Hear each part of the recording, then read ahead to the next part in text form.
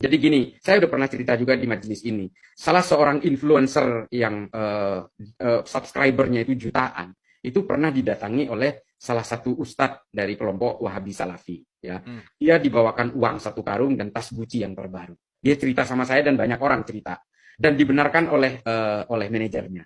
Dia dibawakan hingga akhirnya ustadz ini sama influencer yang jutaan ini ditolak uangnya, tas itu juga ditolak, tapi besoknya ustadz ini diundang untuk memberikan hak bicara kepada dia. Nah, coba bayangkan, artis-artis yang hijrah, yang dulunya pemain film, dulunya penyanyi, itu sekarang dipakai sebagai influencer sejenis ini. Dia tidak perlu main film, dia tidak perlu manggung main musik, tapi hidupnya tetap nyaman. Dan ini mustahil kalau nggak ada duitnya. Ini mohon maaf, seperti artis AU misalnya. AU, ini kan nggak ada job keartisan sudah. Tapi dia hidupnya sangat, masih saja hidupnya mewah gitu. Ini kan ada uangnya. Nah, metode ini yang dipakai hari ini. Influencer-influencer yang subscribernya jutaan dan suatu saat mudah-mudahan insya Allah, amin. Seperti Kang Abu, kalau subscribernya udah jutaan, pasti akan disasar. Tapi saya yakin Kang Abu nggak akan terpengaruh oleh itu. Dan bagaimana Raffi Ahmad misalnya didatangi, berusaha dibujuk untuk menjadi influencer mereka. Artinya mereka sudah bermain dengan kekuatan-kekuatan kapital untuk menggerakkan orang lain supaya masyarakat ini terpengaruh. Public figur lah yang mereka rekrut untuk mempengaruhi masyarakat. Ini metode gerakan mereka sekarang. Apakah ini hanya di Indonesia? Tidak. Semua negara-negara yang hari ini betul-betul didominasi oleh Wahabi Salafi, semuanya disasar melalui public figur itu. Tokoh-tokoh pemerintahan, para pemimpin-pemimpin wilayah, ini yang dikuasai lebih dulu. Hingga akhirnya semua populasi bisa didominasi. Nah, kalau saya cerita soal Gabon, saya cerita soal Nigeria bagian utara, saya cerita soal Somaliland, saya cerita soal Tanzania bagian timur. Ini semua sudah mengalami itu. Disasar dari public figur, influencer, dari pemimpin-pemimpin, panglima-panglima tentara, polisi, dan sebagainya. Ini yang disasar. Mereka bergerak di belakang. Mereka hanya bikin konten YouTube, disebar, nanti yang nyebar influencer ini.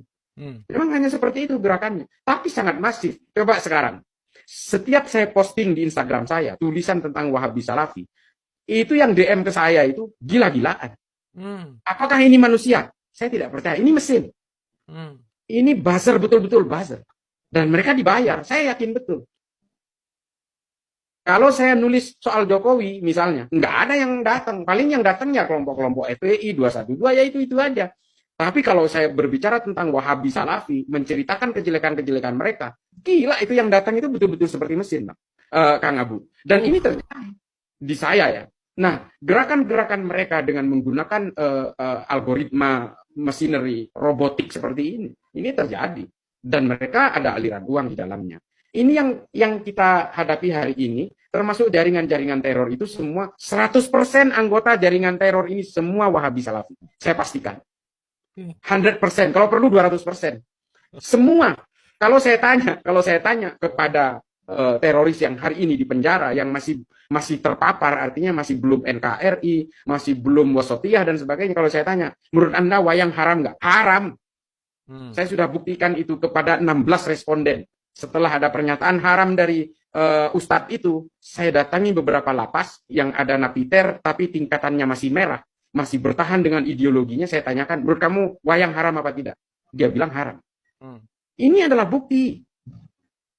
Ini adalah bukti bahwa sebenarnya Wahabi Salafi ini adalah embrio dari terorisme di seluruh dunia. Mengapa bisa begitu? Ya karena mereka mengajarkan eksklusivitas, dia tidak menghendaki adanya